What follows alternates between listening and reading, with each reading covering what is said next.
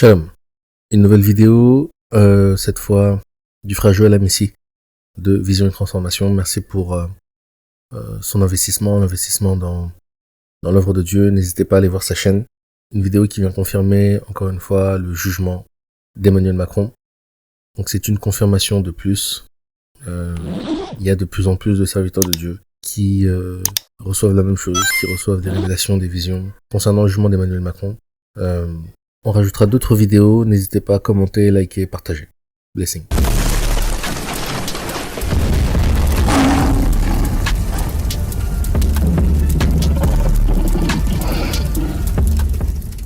Ta langue n'invente que malice, comme un rasoir affilé, fourbe que tu es. Tu aimes le mal plutôt que le bien, le mensonge plutôt que la droiture. Tu aimes toutes les paroles de destruction, langue trompeuse. Aussi Dieu t'abattra pour toujours.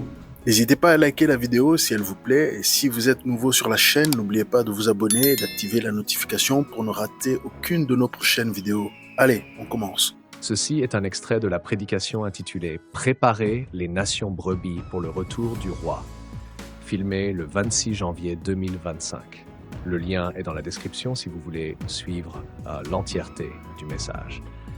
Aussi, il y a la prédication intitulée « Ne soyez pas comme Doeg l'Édomite, priez pour le leader en France » sur Doeg l'Édomite, le Doeg de France, du 31 mai 2024, filmé le 12 mai 2024, qui vous intéressera sûrement, surtout si vous souhaitez comprendre le contexte de Psaume 59. Le lien est aussi en description.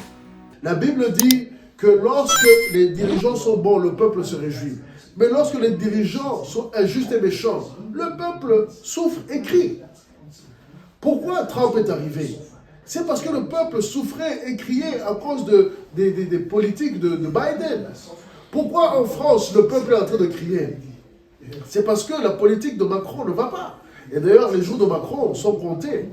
J'ai vu Macron que lui, je le dis au passage, Macron, voici la fin de Macron, s'il ne se repent pas, ça sera Psaume 52. C'est ce que le Seigneur dit, c'est ce que le Seigneur m'a montré. Aujourd'hui, je le dis ouvertement.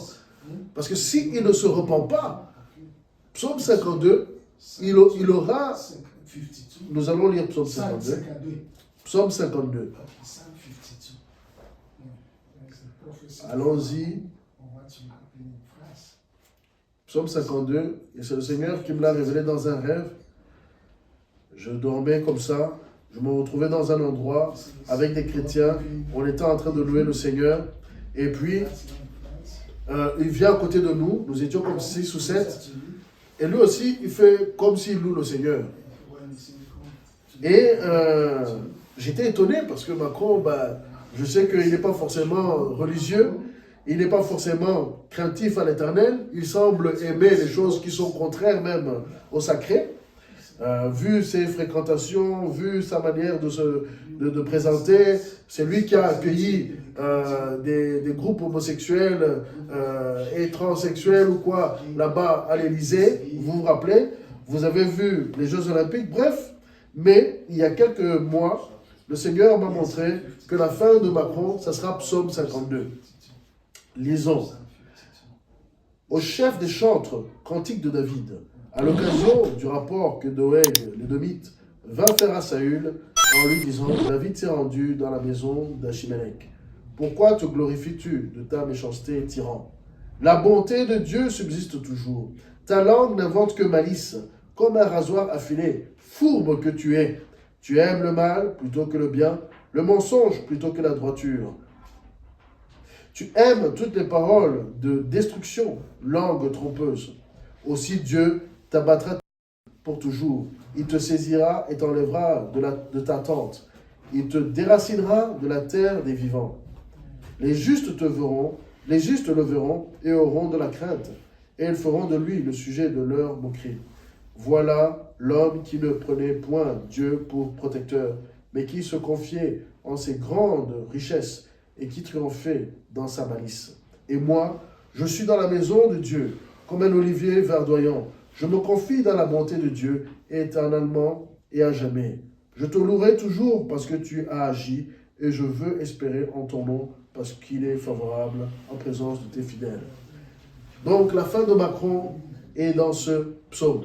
C'est ce que le Seigneur m'a révélé. Le Seigneur est en train de donner l'opportunité aux nations de choisir leurs dirigeants. Est-ce que les nations veulent être des nations brebis ou des nations boucs? Est-ce que vous voulez que le Seigneur vous juge durement ou le Seigneur vous juge avec bénédiction? Parce que selon vos actes, selon la manière que vous allez traiter les enfants de Dieu, selon la manière que vous allez traiter la parole de Dieu, vous allez recevoir une récompense. Et les récompenses ne sont pas toujours positives. Hein? C'est vrai qu'on utilise ce terme pour dire « Ah, c'est bon, il reçoit sa récompense ». Non, la récompense, c'est le résultat de tes actes, de ce que tu as semé. Et le Seigneur jugera.